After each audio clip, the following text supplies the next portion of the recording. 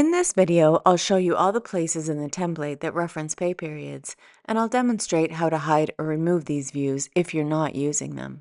Starting with the Snapshot section, hover over the block handle, click it to select the block, and then click Delete. Moving on to Expenses. While viewing the contents of the This Pay Table tab, click on the header to access the View menu. Select Delete. Repeat this action for the unpaid This Pay board.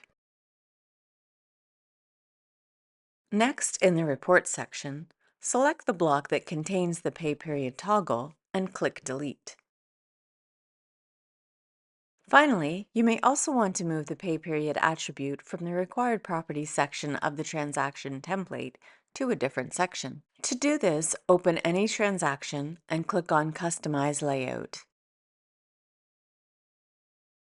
Click anywhere in the Property Group area to view the sections. Locate the pay period property in the Required Properties section and drag it down to the Dependent Properties section.